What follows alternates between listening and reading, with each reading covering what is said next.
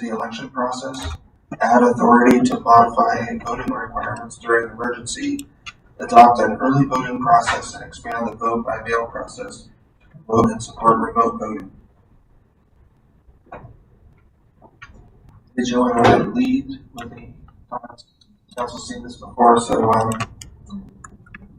this is a public hearing, and I would like to testify. And So we're gonna have to open the alarms. yeah, so and we're going to use that. Yes. Okay, so for the public participating online, that calling number is 253-6202. That's 253-6202, and we're watching the phone lines. And again, that's ordinance 1192 to revise the voting section of the election section of the.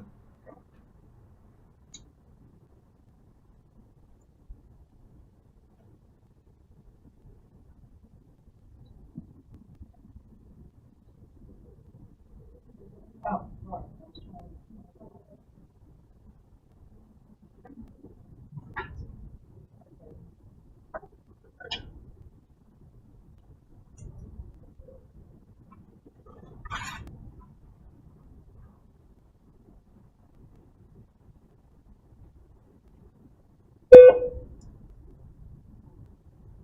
Debatable.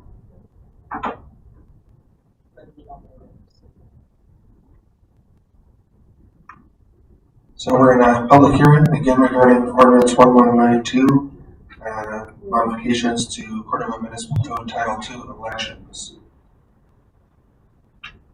Calling number is 253-6202.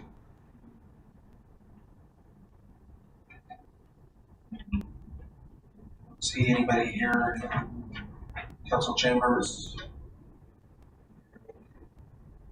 Comments?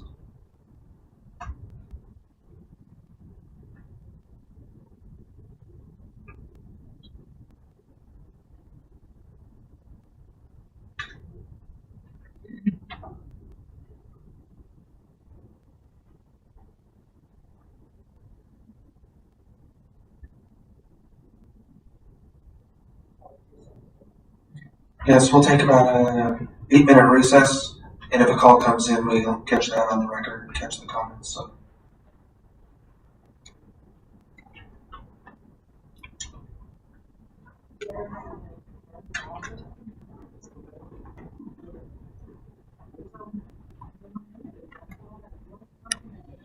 I'll mute it and change the scene.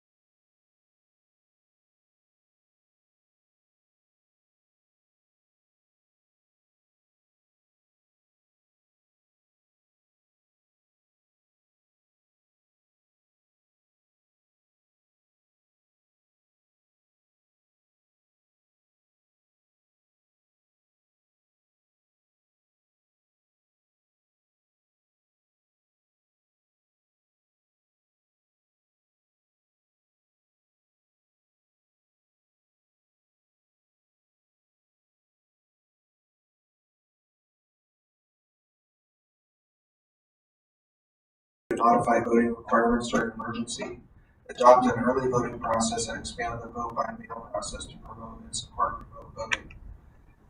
So we still got a minute left. If we haven't had any calls from the public and no testimony in the room. That call-in number again is 253-6202.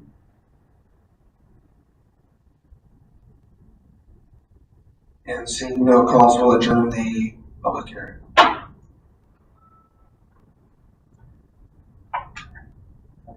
Is that the voice now? Okay. And it's.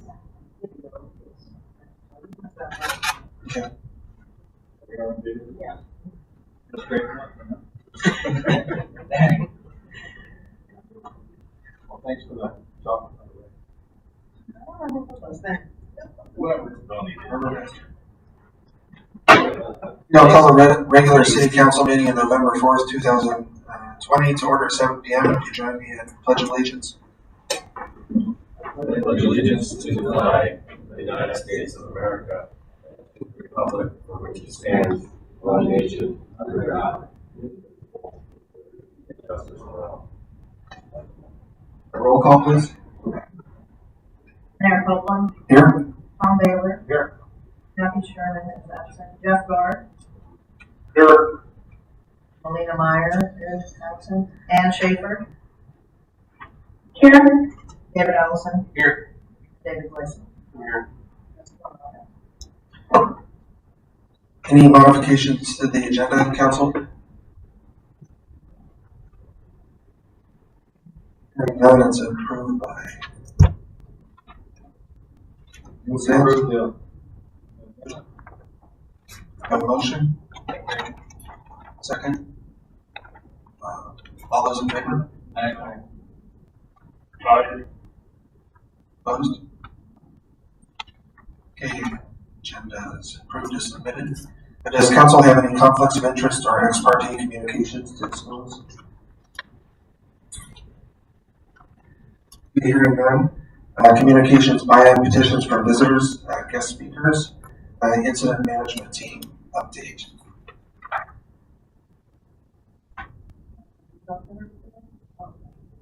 Dr. Sanders, do we have you online?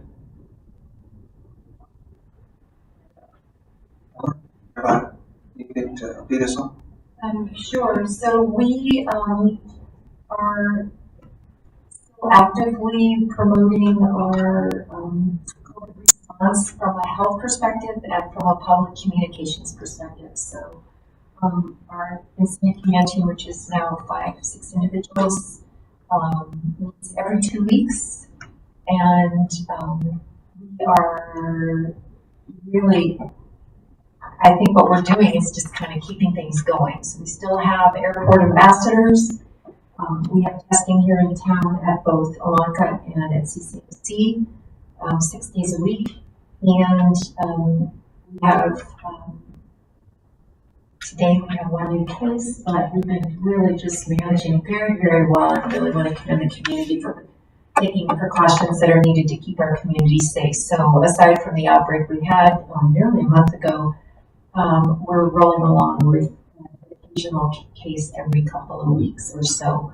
The schools are open, the Darky Rec Center is open, the pool is open, so we're getting back to normal. City Hall here is open, Museum and Library are open. So I think where we are at is starting to get into a place of careful participation on the part of the community and getting things back to normal. So with that, I know that the medical team is really pleased with the testing capacity. They're actually getting ready with COVID, and we're doing really, really well. So with that, I'm done. And we had a discussion item on this later in the agenda. Council maybe pick up any questions or discussion there. Audience comments on agenda items. Call-in number again is 253-6202. Going to comment on any items on the agenda. And we don't have any calls yet, so we'll watch the phone while we go through our reports. Do we have a Ccmc Authority Board report? hearing that? Greg, Greg was calling. Oh, Greg. I think, I'm not sure what happened. He was going to call in. Okay, so, do we have a school board report? Do we know if someone's gonna call in there? Yeah, very good.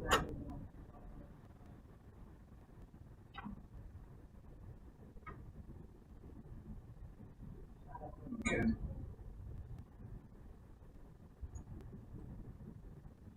Do the council have any questions on the COVID-19 update? Councilor Bannon? Dispatch update. Oh, yeah, this one. Prince William Sound Aqua Corporation, if you hadn't heard, the current manager resigned. So they're coming looking for somebody else, a production manager that's now filling that position. Where he's fired and it's been, he stepped, previous manager stepped down personally. He was really far away, so Tom Carpenter, somebody you know, he lives here in Cordova. He is now the president of the board. So it's nice to have the president of the board back here in Cordova again. And, I had to listen to the executive committee last meeting and I forgot it's not on my phone. I don't know if basically help me out there, but it's always good when you have local people on that executive committee. Because you don't know there's how many board members are there? There's 5 board members. No, on the whole. Yeah, it's like 50 board members for President Corporation. And I'm as city rep for one of them, and I do actually vote on things, which is incredible.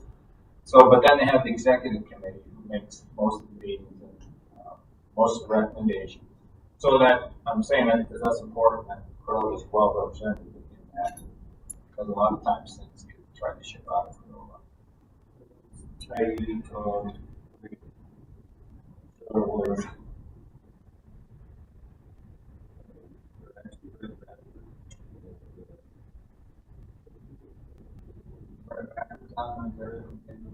Started as a councilman, it was also currently serving as school board member. So you can see how that all ties in. So anyway, of course, the fishing wasn't all that good, but we look forward to them moving on another year and getting their next CEO. That's all I have. Okay, thank you. And I heard someone calling on the phones. Was that you, Greg? Yeah, that's me, Glenn. Oh, okay. Well, go ahead and we'll give you the floor for CCMC Authority Board report. Okay, great, thanks. Yeah, we've just been busy, obviously with the COVID and then the COVID money. Has been doing a wonderful job putting together proposals and budgets and purchasing well-needed capital improvements. We improved our central monitoring system. That's about $180,000. We got a $30,000 grant from the last Community Foundation. Bought a new wheelchair van, was really needed, four-wheel drive. Got a grant through last week Community Foundation for that, $68,000. We replaced the nursing call system. I think I mentioned a few months ago that they were essentially using cowbells to ring the nurses when they needed something. So that was upgraded. It's going to be upgraded, $150,000. That's COVID money. We got a new telephone system. That was COVID money. A digital X-ray machine. That was COVID money. And a greatly needed HVAC system. We just budgeted half of that. That's over $500,000 for half of it. That's COVID money. We have about $3 million of COVID money we need to spend. Everyone else. So, anyway, we've been doing some really needed improvements and just trying to get everything spent and allocated properly. I think their staff doing a wonderful job with that. So, I did talk with the little MBE update. I did have a good meeting with a group today, and they're still on board, and they're just busy with COVID like everyone else, and just got a couple new members on their board. They need to get them up to speed and kind of putting everything off until the first of the year. They get the scope, letting kind of know their project's done. But I think this is as optimistic as he's been with me for the last 4 or 5 months. I think next 3 months into the new year we'll bring some progress one way or another. But I think try to get some things hammered out and get something presented to the council, maybe March or something. But anyway, we're still pursuing it, and I think something can be done here coming up. So anyway, well, I got. Do you have any questions? Thank you, Greg. Any questions, council? This is Councilman Schaefer. Councilman Schaefer. Hi, yeah, thanks, Greg. Have we seen a 2019 audit yet? That should have been presented. Did you get that, Helen? No. Oh, okay. Well, we'll get back to the next meeting for sure. It's done. I must be presented if it's done. If you can put that on the next agenda, we can get that to you. Okay, thank you. Other questions, council? Okay, well, thank you for your report, Greg, and for your service on that board. Yeah, thanks.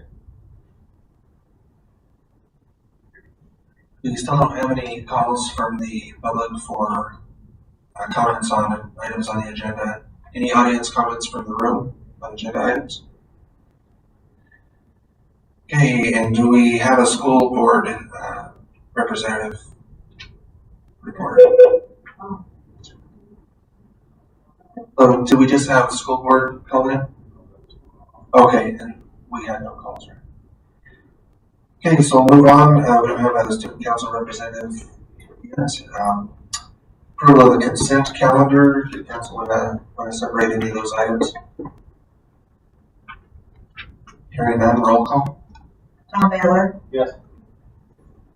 Jeff Guard, Yes. Ann Schaefer, Yes. David Donaldson, Yes. David Wilson. Yes. Consent calendar.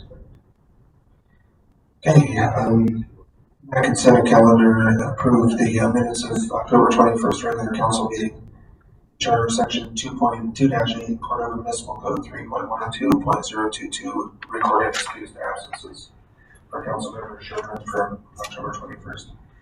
So reports of officers, and we don't have any bids to consider tonight. Reports of officers, I'll just refer to correspondence. It's got a couple of letters out, and I'm working on 2 right now. One is just a general letter of support for a grant application by Department of Fish and Game for a grant to assess sea cucumber stocks in Prince William Sound. That would be a great opportunity for us, so I'm assuming there isn't any objection for a general letter of support.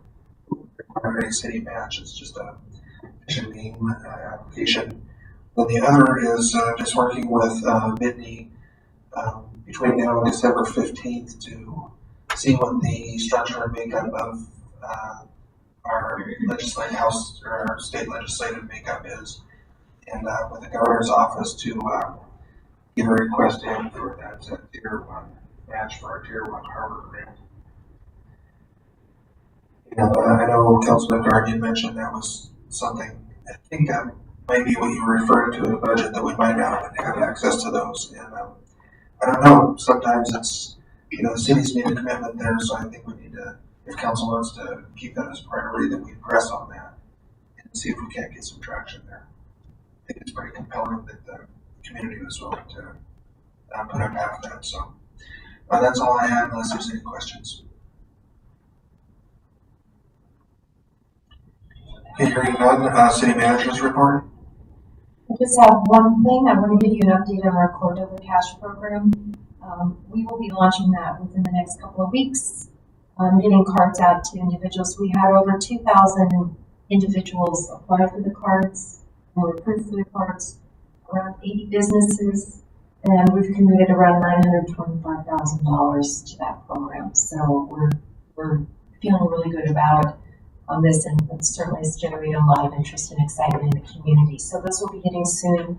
We will have on our website a link to the businesses that are involved and an easy way for folks to learn how they can use their cards. The cards will be good for 1 year from the date of issue, and our hope is that folks will spend freely and eagerly in the first part of this winter season. So we'll keep you posted, but we're well on the way towards getting that out in the next couple of weeks. That's it for me. Any questions? Councilman Mason? That'll be out in November. Well, I'm sorry, I just asked if they were going to be out before Christmas. That's probably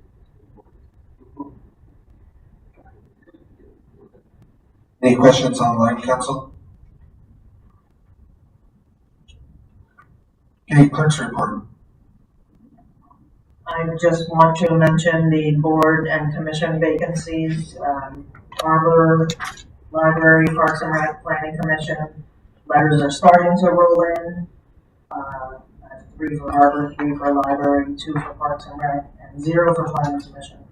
So, citizens, if anybody's interested in Planning Commission, they can give us a call at City Hall. We'll tell you what it entails. And maybe some council members can talk it up around the community as well. And we hope to appoint those the first meeting in December.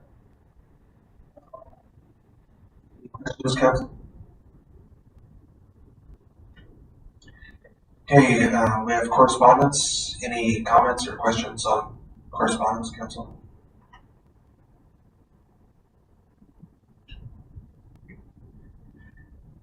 Okay, hearing none. Ordinances and resolutions. Ordinance 1192, an ordinance of the Council of the City of Cordova, Alaska, repealing and reenacting Cordova Municipal Code Title II elections to update and clarify the city election process, add authority to modify voting requirements during an emergency, adopt an early voting process, and expand the vote by mail process to promote and support remote voting.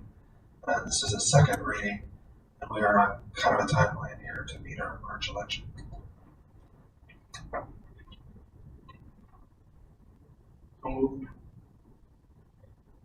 A motion, Allison. Second, Baylor and others. To your motion, Councilman Allison. Yeah, Mr. Mayor, to get us started tonight, I guess, we got a letter from the attorney here, I guess, that since the state and assuming others are still figuring out what to do with this COVID thing, she's recommending a change, so I would make move to amend ordinance 1192, proposed section 2.04.090 to delete the word ordinance in the last sentence, replace it with the words resolution subject to the public hearing. Okay, so we have a motion or an amendment to Allison and second, Baylor. Baylor, would you like to speak to your second for the amendment? No. Okay, council, is there any discussion on the amendment to the motion? Councilman Allison. Yeah, I'm not sure. This letter was in the packet, right? Yes, yes it is. Okay, as long as it's in the packet. I was just kind of going to read that paragraph if it wasn't in the packet. But it just explains why this change was being suggested. It's because to summarize it, the Supreme Court has not ruled on it yet, and the state is still working out their issues. So this makes it so that we don't have to by ordinance later, correct? Right, so that if we make an adjustment to it, it can be done more quickly by resolution. Any further discussion on the amendment, council? Hearing none, roll call vote on the amendment. Ann Schaefer, Yes. Tom Baylor, Yes. David Allison, Yes. Jeff Guard, Yes. David Gleason. Yes. And then it passes 5-0. Okay, then, so, to the main motion, Councilman Emerson, did you have any further discussion on that? Yeah, I guess the only thoughts I had on that, you know, we talked about this and just changes our procedures so that we can handle things better in an emergency and it allows for coming in line with today's voting as we go. But the only question I had was there's a section in there. I think it was 2.24, where it gives the clerk authority to make emergency. I just thought if I could get an update from Alan, or I know that probably had the opportunity last week with the last meeting with holiday meeting here, but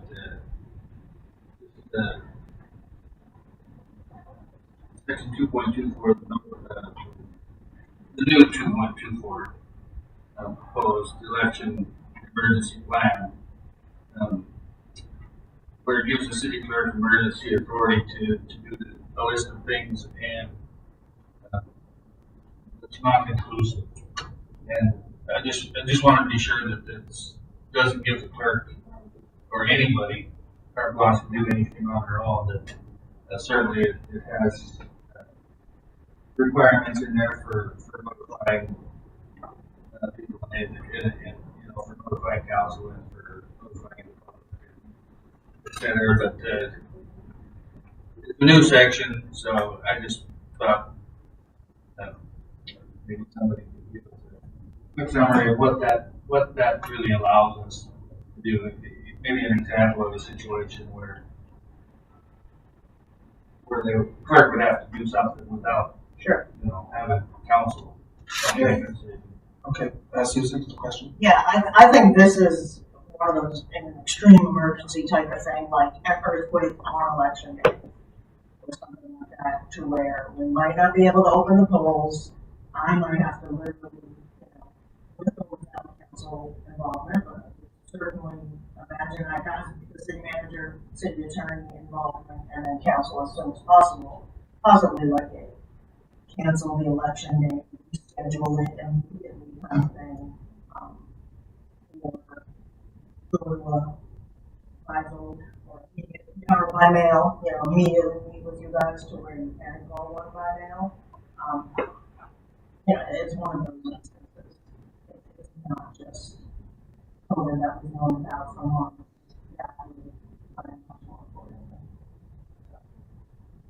After reading through it, you know, through the whole code, I can see that there's plenty of opportunity for notification, but it just makes me pause when any one individual can have emergency say over anything to do with our election. Be careful with our elections.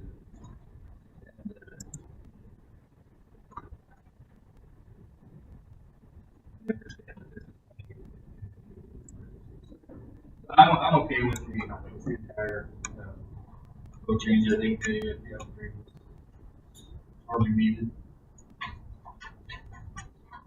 Okay, Councilman Baylor, amended motion, made motion as amended, to your second. Yeah, I guess that was, they hit on some of the questions I had also. I think I must have written up differently when I read online. It's not phrased because I had trouble finding it. Yeah, when I read down to the action, because other than number 4, accepting absentee balloting voting application after the deadline is filed before the close of the election, and then well, then why have a deadline? I've been voting for 46 years. I don't understand the problem with that. So again, if you have a deadline, after the deadline, then you don't have a deadline. What's the point?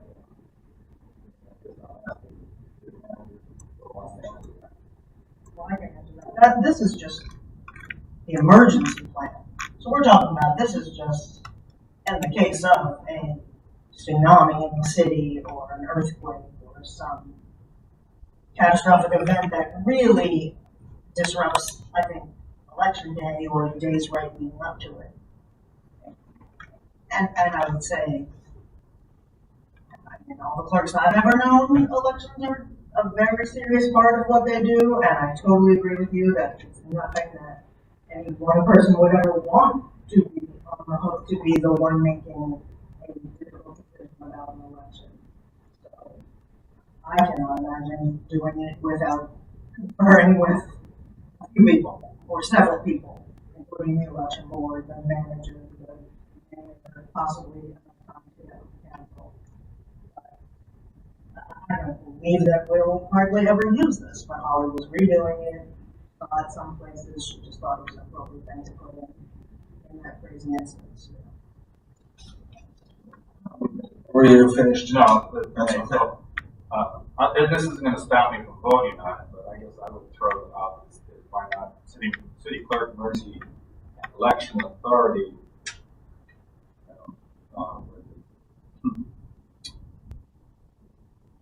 But what you said was, you speak to the mayor or whoever. I said, well, that'd be nice to have a second person involved in this.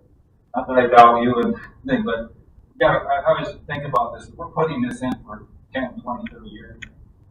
So none of this could be around on this, and we could get somebody in here that abuses it or something like that. So this isn't, correct me wrong, this has to be. Not this, okay. There is. All right, so I'm not still good on that. Again, I don't look at the people that are in the room. I always think that 5, 10, 15 years later, what's going on and what we're doing. All right, that's all I got.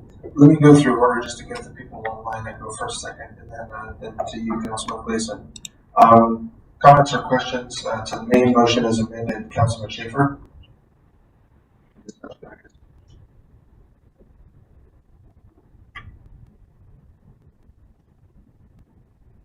And you're muted if you had a comment or discussion. Can you hear me now? Yes. Okay, sorry about that. I don't think I have any additional comments other than what's been raised. I feel like we worked through it quite a bit at the last meeting and got a lot of our questions and concerns addressed, so I'm in support.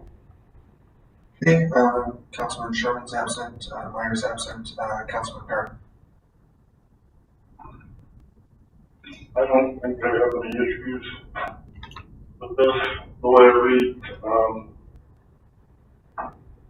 with the stuff we've seen going on, issues with flood happening nationally, the tighter we can have this, the better. I guess when it comes to emergencies such as volcanoes and earthquakes and tsunamis and things we never have up here, I guess you have to have a certain amount of flexibility and stuff for emergency situations. So I don't have any issues I'm in favor. Councilman Gleason to the motion as amended. Yeah, I was going to say what Tom brought up, that if you had to change the day, say to the next day, then that would be taking ballots after the deadline. Is that what that was in there for? That was the section that you can set ballots after the deadline?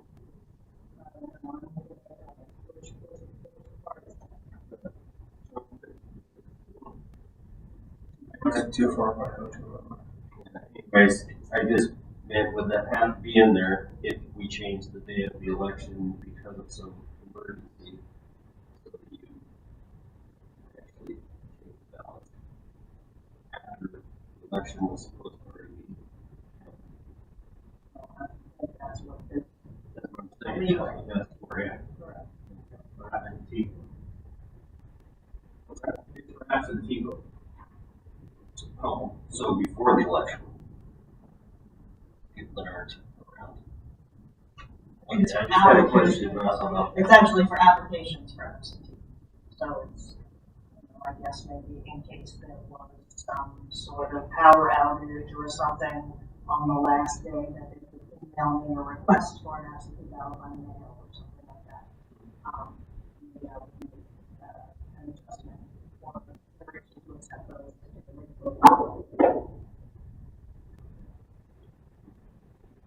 Obviously, we do have all the deadlines and mistakes in that, but at the same time, we bend over backwards and we do everything we can to ensure that people do have the ability to vote.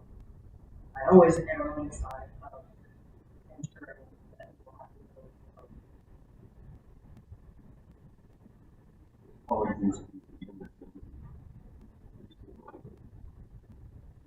think there's a section that does say that I would make every effort possible to, send the explanation to council and make them aware of everything.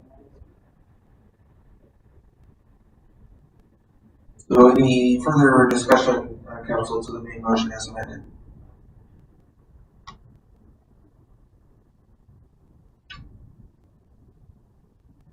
Okay, hearing none, roll call vote. David Allison, Yes. Tom Baylor, Yes. David Gleason, Yes. Jeff Guard, Yes. and Ann Schaefer. Yes. Motion carries 5-0.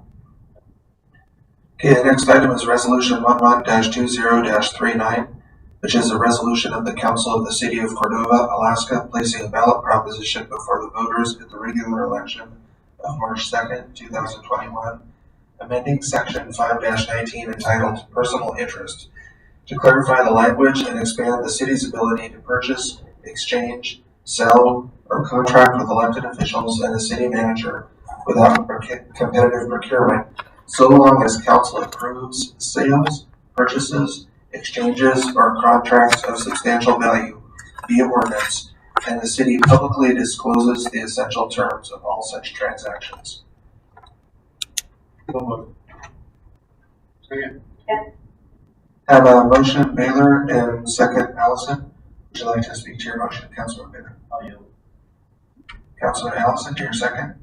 Yeah, we discussed this in pretty much detail with the attorney last meeting, and the attorney wrote in the suggestions that we had. I think that this takes the option that we were talking about, requiring an ordinance council whenever these instances come up. I think it's important that we support it. If it passes council tonight, that we support it in the community and make sure that people understand we're not trying to bend anybody's pockets, but we're trying to make it so that in a small community we can get things done, and it needs to be on an emergency type basis. So we ran into that problem with the COVID situation this year, and this just helps us have an avenue to make that legal in the future. So I support it. Okay, and then discussion in order. Councilman Ryder is absent. Councilman Sherman's absent. Councilman Gleason. I support putting it in front of voters. Okay, Councilman Guard. No comment, no favor. Councilman Schaefer. Yeah, I'm also in favor. I think Holly did a good job of incorporating all of our comments that we had when we talked through with her. There's a small typo though on line 4, proposition. It says purchase or exchange of such property, and then goods needs to have an S.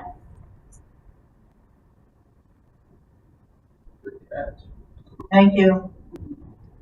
You're welcome. But yeah, I'm in support of this. Okay. Yeah, we don't need an amendment for just a clerical correction. So I think you've all spoken in favor and are ready to vote. Roll call, please.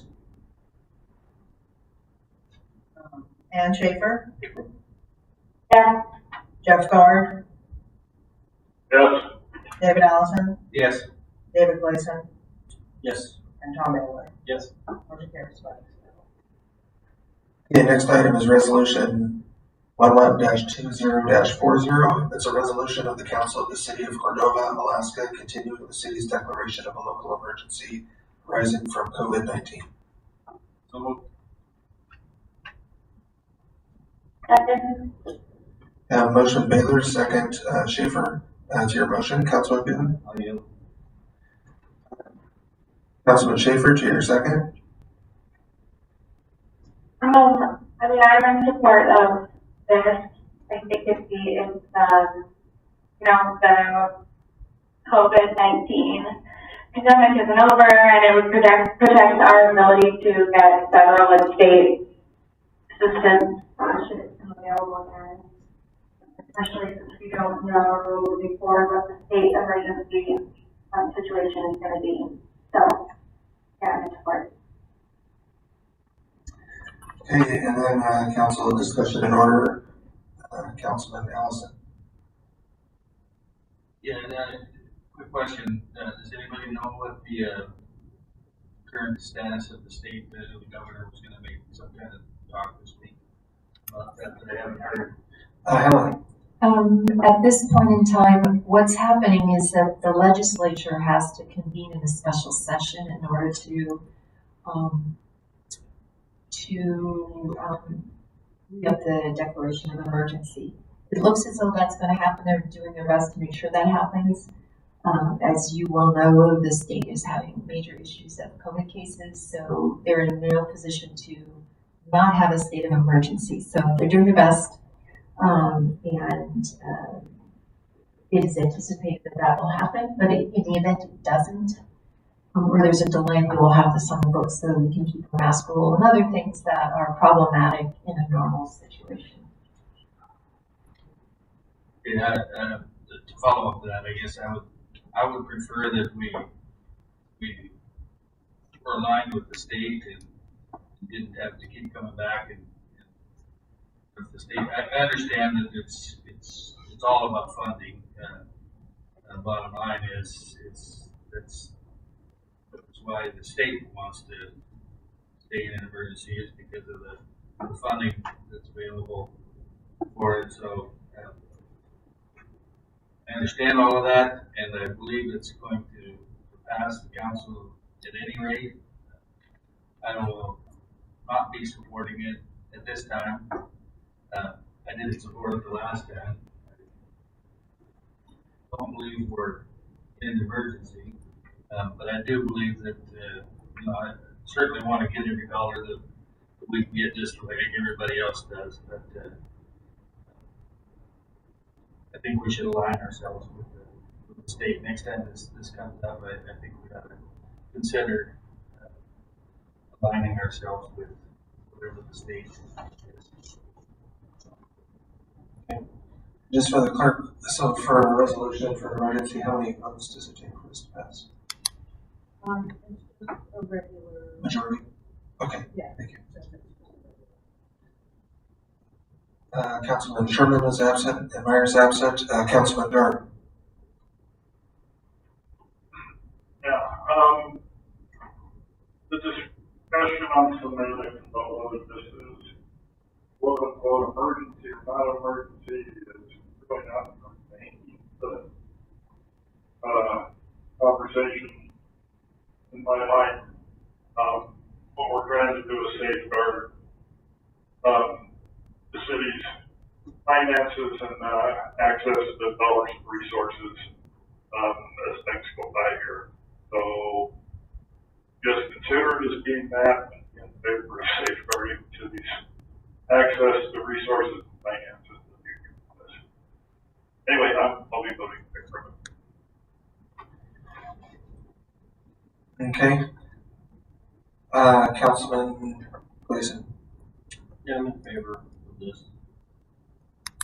Okay. Any further discussion, council? This is Councilman Schaefer. Councilman Schaefer. Just a clarification from the city manager. Correct me if I'm wrong, at this point we are aligned with the state and all the mandates, correct? Right, at this point in time, we have a resolution on the books that provides our own local state of emergency.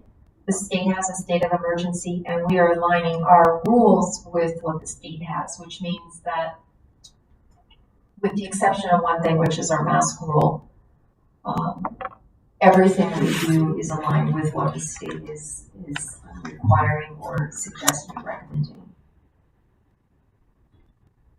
Does that answer your question? Yeah. Jennifer? Yeah, that does. And I was gonna say, like, for still a state of emergency, like, yeah, as with regards to emergency is perhaps not the right word, but it does allow us to have more flexibility for our community versus at the state level, especially since COVID cases are so rampant at the state level, and we can see how connected we all are here, you know, and when our cases come down, how connected we all actually are. So having some flexibility, I think, is a positive. Okay, just for clarification, I almost heard it wondering in a point of order. The discussion of whether or not it is an emergency is germane, and the word emergency is germane because that's exactly the whole point. This enacts special powers that the city manager and city council doesn't have otherwise, so that's very pertinent to the discussion. Councilman Nelson. Yeah, I was just gonna point out the title of your resolution. The resolution of the council of the city of Cordova, Alaska, continuing the city's declaration of a local emergency arising from COVID-19. That is what this resolution is. I understand that there are many paths that go out from that. But it is all about declaring whether or not we've got an emergency currently on our hands. Further discussion, council? Hearing none, roll call vote. David Gleason, Yes. Tom Baylor, Yes. Jeff Guard, Yes. David Allison, No. and Schaefer. Yes. Motion carries 4-1. Okay, under unfinished business, we have an overview of the E911 and city addressing and council discussion. I think council had asked the manager to bring this back. With no objection, I'll just turn it over to the manager. I want to turn this over to Paul. Come up and speak to this. This is great. So Paul has put a memo in front of you, which hopefully you've all had the opportunity to read. He's provided some options, solutions that he's researched. And the only other thing is that I know there was some question about whether or not the state is engaged in a statewide E911 kind of solution. And we recently received notice from the state that they were looking into E911 and wanted to know where we stood with ours. So I have no idea if that's going to turn into something that the state is going to consider, but Paul is way up to speed on this and he can share what he knows at this point in time, and you can certainly ask him questions. Yeah, so the packet that I've presented, just as an up-to-date on where we're at today, and that's the first memo. The second portion of this was the proposed budget for what council brought forward back in June or July. They asked for a budget or something for E911, and I reached out to Procom Alaska, who was the winning bidder. I think Dave also can help me out. The winner of the bid for the RFP back in 2010, I believe. Anyway, they presented a budget. They presented the pricing on the project, and they also presented some kind of financial options, and it looks like a 5-year plan to pay out. Also included in the packet was the project presented back in 2018, also to include a financial plan and a 5-year payment option with that. that's the way we wanted to go. And then also, Cordova Telephone also submitted a correspondence back in 2018 supporting E911, but also had questions in regards to the surcharges. And we never really moved forward from there. Also included is the Senate Bill 215, which gives our local jurisdictions authority to charge, as well as the Alaska statutes for E911 surcharge. Okay, Councilman Allison. Yeah, thanks for that, Paul. I apologize, I didn't get with you last week. Things got busy for everybody. I think they're down and everything going on. But I appreciate you putting all this together and providing some of the things. I guess my thoughts on it are still to go back to the same thing as it always has, I guess, is we had the consultant team in the process committee about it. We went through the things that, and the next thing on the list for that consultant on the committee, came out of that committee was the community needs addresses. We've got people that don't know their addresses, people that have an address different from the else, people that have a street address that's way over here, and then there's the same street that's way over here. Anyway, there's issues with our addressing system that we need to get worked out. And for 4, maybe 5 city managers, that's kind of been where it's at. And it's still there that we need to fix our addressing. Absolutely. Go forward. So I guess my combined thoughts on all of this are that I really think that we should have a committee that has a member from CPC, whether that's their manager or something from CPC, whether that's their engineering person, their CEO, whoever they would want to assign. Similar to what the CPC's letter in here said, that they thought we should get together. We should have somebody from the city, maybe a couple of council members, few enough council members so that it doesn't have to be a violation of any meetings in here or not, but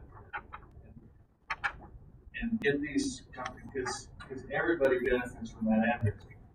TC benefits, CPC benefits. We need to make this a partnership, and yes, there's a way we can fund it. We've got the E911 surcharge capability. We've got $60,000 in the account now to start it on.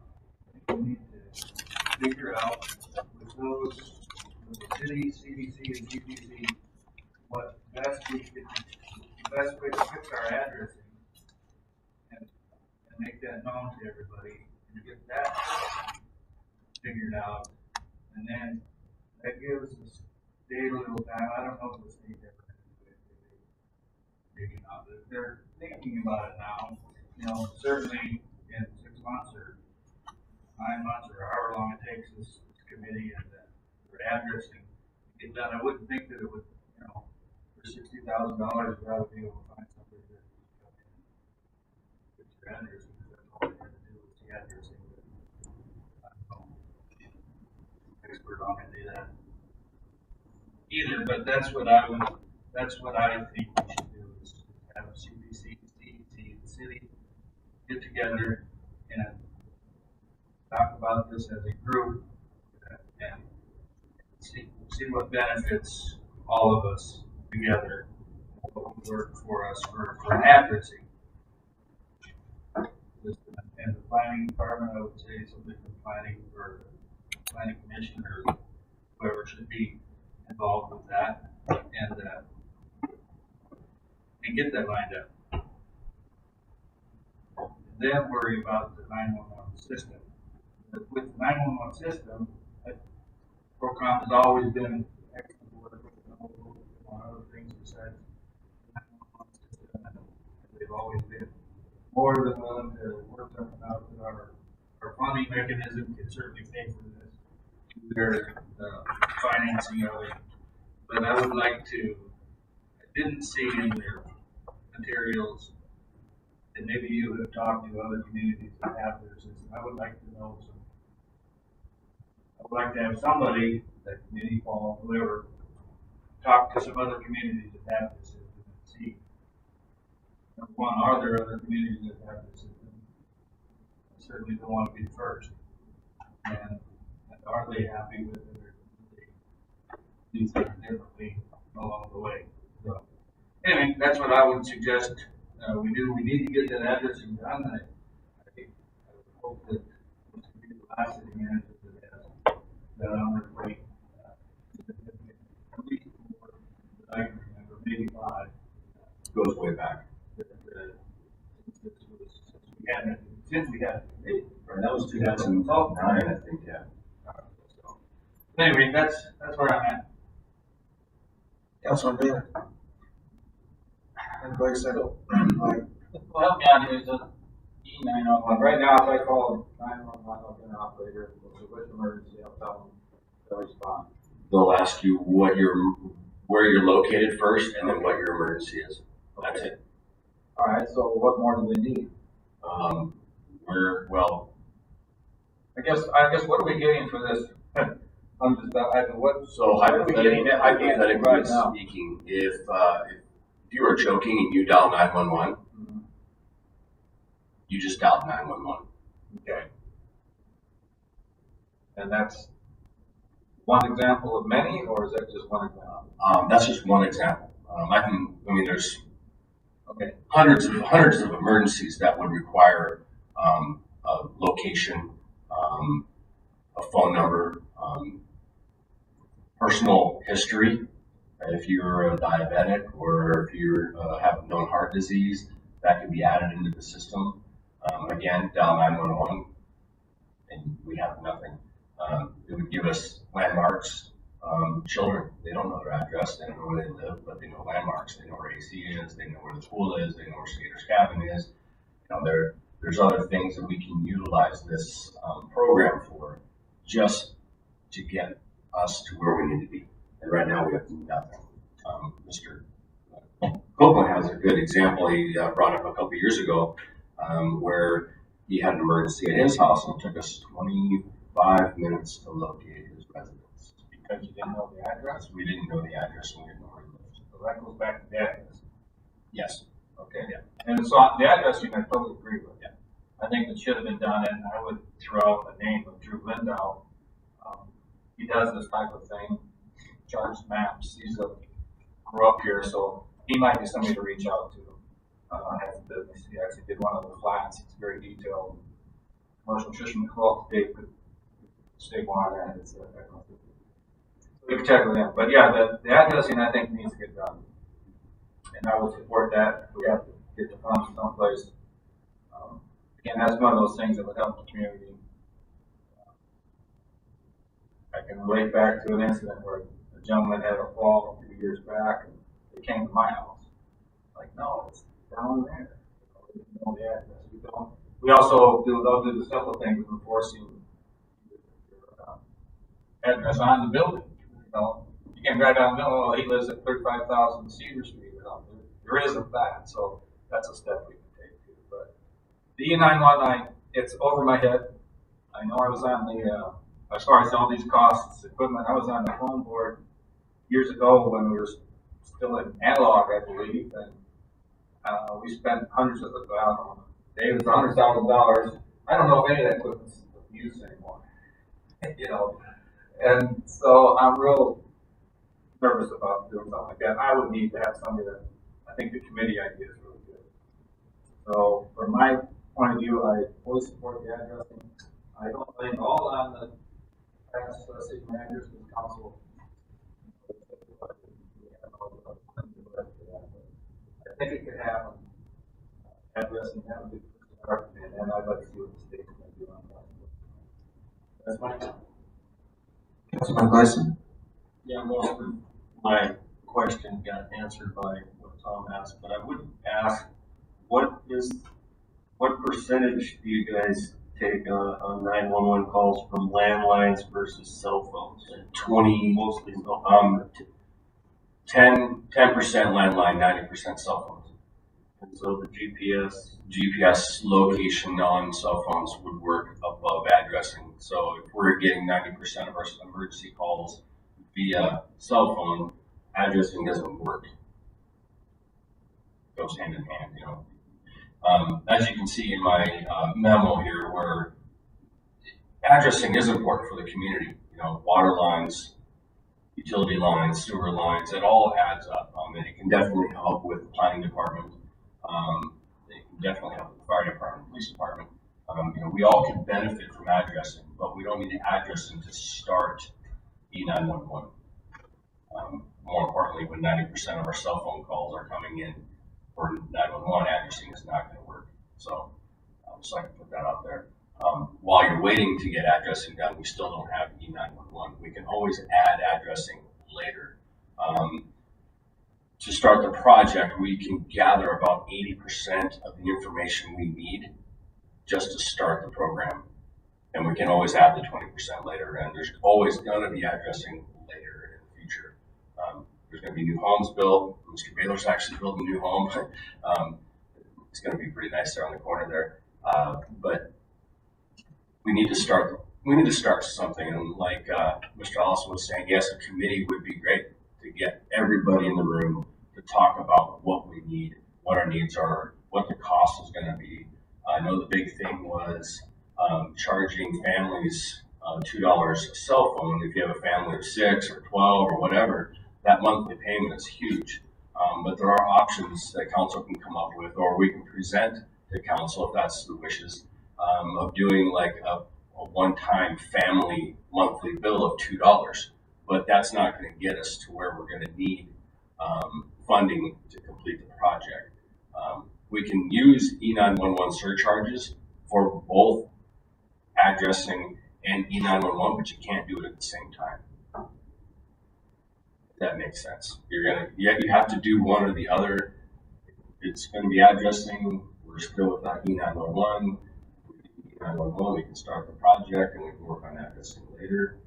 But it's right now it's at the will of the council. I agree. I think we should have a committee. So, council discussion online. Councilman Graham.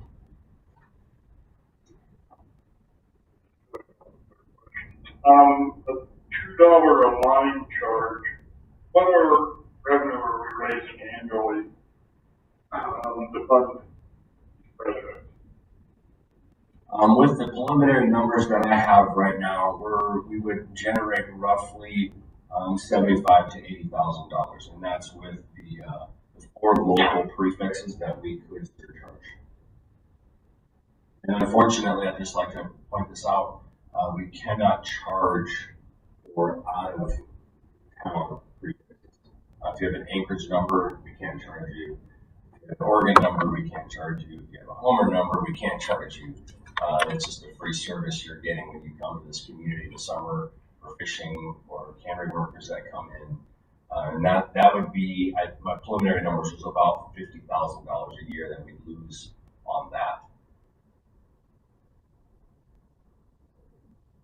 It's money we can't collect, so don't know that we lose it. But, so you think 70 to 80 would be the revenue raised? That's a rough guesstimate. I understand. That's all I'm asking for right now.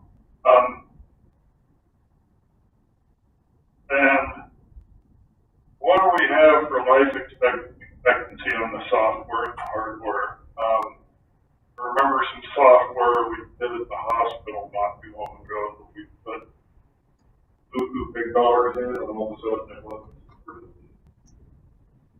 maintained by the vendor anymore. So it cost us another $5 to get the next one.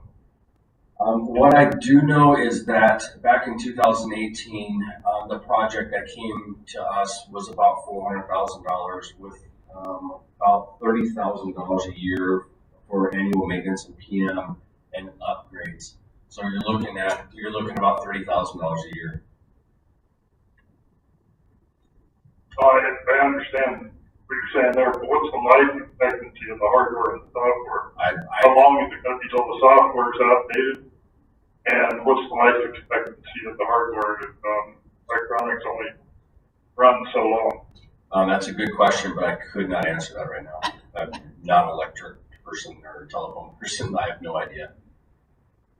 But I would think that if you have the $2 surcharge implemented and you were able to start collecting that, you could put a project in the works, and then as you paid it off, you would lower the surcharge to $1 or 75 cents or whatever it would cost for upgrades and maintenance and PMs, which would also help with the city budget. Okay, then not knowing as much about all this as I probably should, I'm sure that there are interfaces we'd have with state or other systems in this, with the E911 system. Compatibility would be a question. I would think so, especially when the state is talking about upgrading to E911 for the whole state of Alaska. I think there would be some kind of interface that we could do. What I'm asking is, if we don't have a system statewide out there and we need something to be compatible with the statewide system, we need to know a little bit about what that may be before we come down $500,000 to buy our own.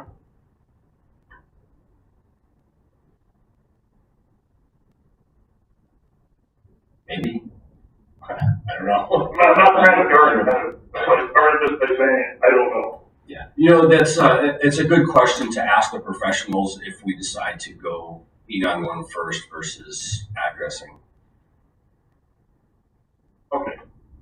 Sorry to put down the hot seat. No, not at all. But your answers. Thank you very much. I'm done. Councilman Schaefer?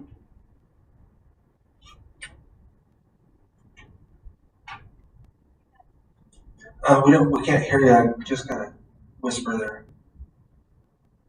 Can you hear me now? Oh yeah. Okay, good. Sorry about that. Thanks for putting all of the materials together, Paul, and taking time out of your week to meet last week. I guess I'm not sure if I have any additional questions on top of what's been asked or what I talked to you about last week, except,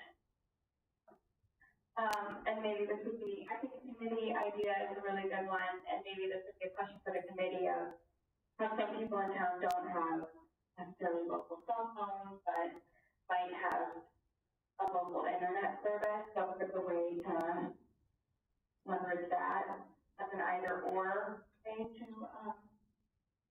get the surcharge. I'm not sure if that's going to be applied, but it's just a thought. And I do actually have a question for so the state went out with an RFP, and the RFP deadline for awarding it was June 1st of 2020, and with a contract start date of June 15th. Do you know any more about that? I don't know. Pretty much the history of the state E911 was that somebody brought forward a project to help cover the West Coast and the North Slope, where the outlying communities didn't have anything. And then it kind of expanded over the last couple of years to the whole state of Alaska, and then it brought in more questions than answers. And I think that's why they brought in or started the RFP, was to get those questions answered.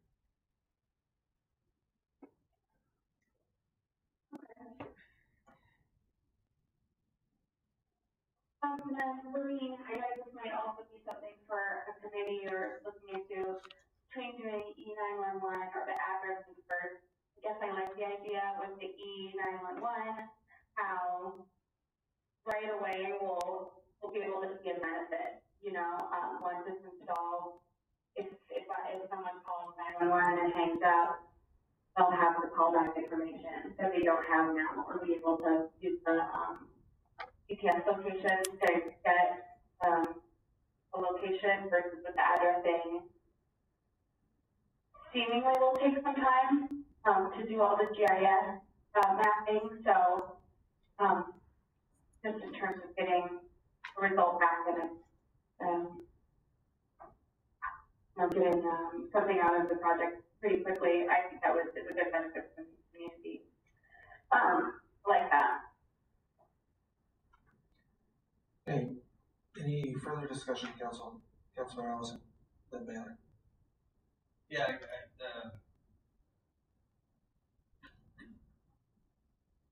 I don't think necessarily that benefit, if we install the 911 system today, we would still have to get, phone companies would have to upgrade their systems to the new, whatever that is. Here, I don't know that they aren't.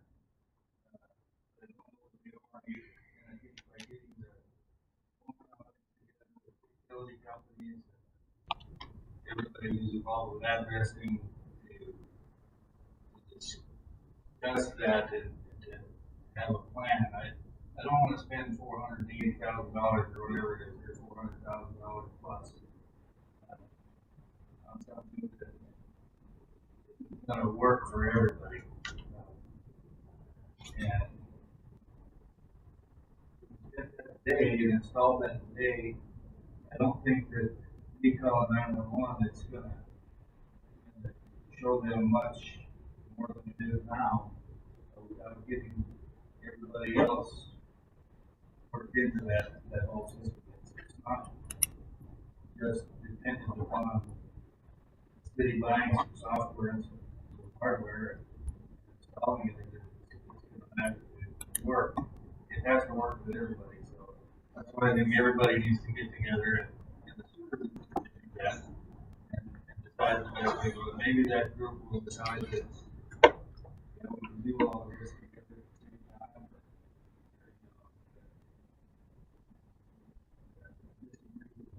Addressing and 911 projects simultaneously if that works out. But we need the addressing for a lot of other reasons besides just 911. And we can pay for it with 911 and get us that far along. And I think that's the best way to go at this point in time. That would give us time to get the phone companies upgraded to where they're going to need to be. Gives us time to figure out our addressing. And it also gives us time to see where the state is going and make sure that we're going to be at least compatible with what they're going to do if they decide to do anything, which they may not decide to do anything. And they just make a handout for like we have for years. I would really like to see the about it. An agenda, but getting later. Councilman Baylor. Yeah, I guess I'd echo one of those comments. Like I said, I support the addressing, but that helps everybody in the community, whether you rent, home, just moving through. Our ears kind of perked up when I said, the common numbers don't pay. But there's a lot of numbers that are from out of town. You look at our local phone book lately. I deal with people in business and renters, and generally speaking, people come into town with a phone, and they don't want to change over. They've already got their network set up, and they can go into it. So, back to them, right, getting internet, TV, it's just a different set. So they can end up, once again, you're going to have a few paying for the money as far as the E911, but the addressing, that helps everybody. And it is a safety factor. There's some conveniences that you can impact the safety factor on that. So I agree. We'll talk about pen and jen, but I would support moving on addressing right away and then have the committee look at the E911. That's what I was saying. Just a point of clarification, it's based on a billing address. I can have, I've got 5 numbers. It is. On my phone. And Okay, that's 3 of them are Valdez, 1 of them Oregon, and 1 of them Iowa. The when it all comes here, all five of them. Yeah, it's local bill. So, sounds council like you're converging on, sounds like it started on the city manager's plate, and, so we're to consider maybe whether it could be approached. So forth. So, any further discussion? We can push this on the agenda. Hearing none, we'll move on to, discussion of COVID-19 emergency response. Council, any discussion? Councilman Bannon? I just everybody that's involved in doing an outstanding job as far as I can do. I've had to get tested and it's been very well organized, moves they're doing. I haven't heard anybody complain, you know, usually when you have to stand in line, people get irritated, but I would stay in line, but stay in line 6 feet apart. The only thing I got smiled at, I did mine at the hospital, so the people drive by and see, oh, you got COVID? No, I was just getting tested. But from city staff to the hospital to MDE, I think everybody's done an outstanding job, so thank all of you. I think the Cordova River Mill has officially approached the speed of light. Any discussion, other discussion, COVID-19 council?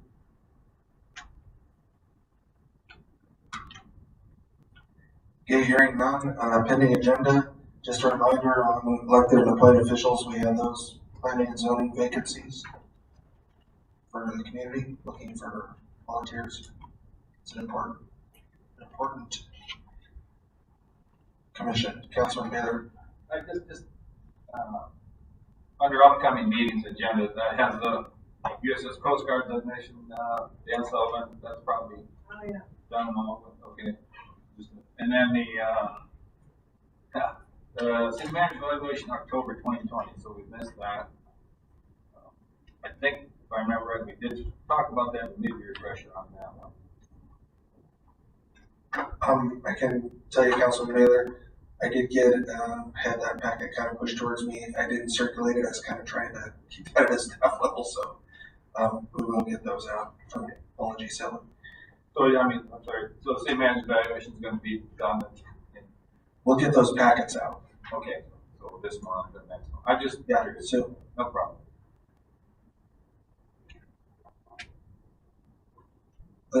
Councilman Allison. Make sure we put on the agenda the hospital audit, probably under hospital report or something like that. But said just to make sure we get it. Just a reminder. Yeah, sounded like that was going to come over. And I'm sorry, Councilman Baylor, yeah, and there were a couple items there. One was Coast Guard, I think we did that, but then one was Senator Sullivan visit. Well, I think it was all one thing there. Okay. Okay. Yeah. Okay. Good. Yeah. We didn't probably scratch that. And then we put is the council up for a discussion on the addressing, moving that forward? I would suggest we put it on the agenda and move it forward, but I'll yield to everybody else if they want to do that. Councilman Allison? Yeah, I would like to see us do it one way or the other. I don't know if maybe we could put that on the manager's to bring us back a recommendation for the setting up a committee or the addressing or whatnot. If we need to in our budget, that money is there and can only be spent on this project, so there for us to allocate whether or not, I don't know, I guess I would leave it to the manager to bring us forward, whatever it is. All about it.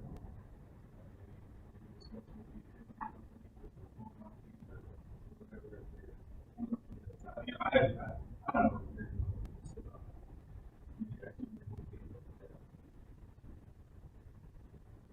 Council, and moving forward.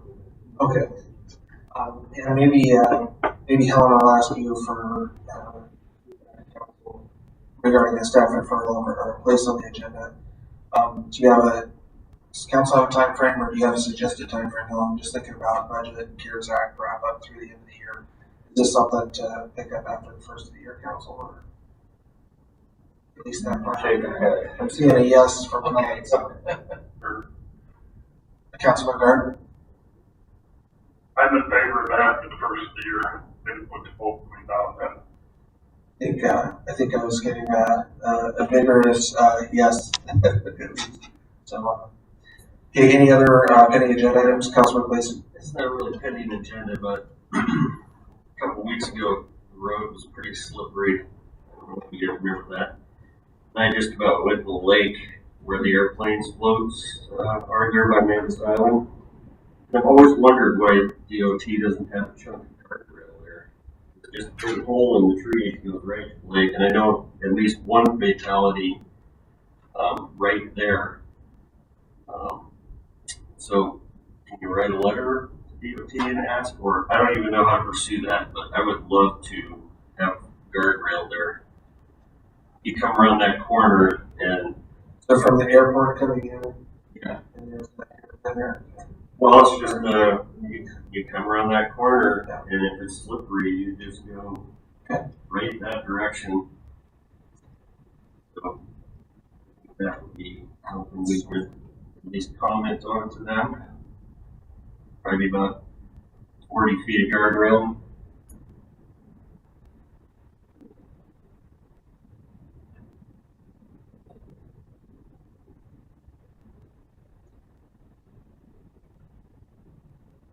Okay, anything else for pending agenda? And then we're just going to pretty much have budget work sessions on regular meetings throughout. And then are we going to do off weeks as well? We'll do that if you necessary. Okay, next item. Audience participation. Again, this is 253-6202 for audience participation. Or if we have any in the room. Not seeing any. So that call-in number again is 253-6202 for audience comments on the agenda. You know, go ahead with council comments, and then we can keep the executive session as the last item there. Do we have an executive session item? Yeah. So we'll watch the phones for audience call-in at 253-6202. And I'll go council comments here. Councilman Sherman is absent. Councilman Schaefer.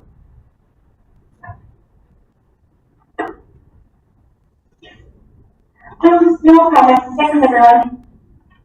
Councilman Garrett. Yeah, I'd like to thank staff for everything they've done to help us get through this one. Thanks all for bringing up the 911 stuff again. I'd like to apologize to Councilmember Allison if they came off the breath. I wasn't trying to. That seems like it was my semantics that were off and not his. So anyway, thanks everybody for everything. Done. All right, Councilman Allison. Yeah, no real comments. Thanks for everything everybody's doing, and I don't take anything personal up here, so it's all cool. Thank you. Councilman Gleason. Thanks to staff, thanks to Helen for that. That was a great budget discussion. Councilman Baylor. Yeah, thanks staff, and yeah, I too went to the table. Don't take me anything personal. I say or said me. I would like to thank the voting poll workers, I guess you call them. I did early voting, and I didn't have to wait very long. I just stood in line and a couple other people. There was a gentleman there that I would suggest that English was a second language, and the person was more than helpful from my standpoint, watching her, helping, assisting, and doing what had to be done. And then I got my turn, so it went very smooth, and there was no issues. I don't think there's any place easier to vote than Cordova. So thanks to everybody that handles that. Okay, so we haven't had any call-ins for audience participation. So we just have two items left. Executive session item. That would be for disposal of Alaska State Land Survey 79-258 in executive session because it's a matter of immediate knowledge of which would clearly have an adverse effect upon the finances of the government. Have a motion, Allison, and I'm going to give the tie second to Councilman Gleason. All those in favor? Aye. Aye. Opposed? Okay, we'll take a short recess to clear the room and turn off the media. Yeah. So, 3 minutes.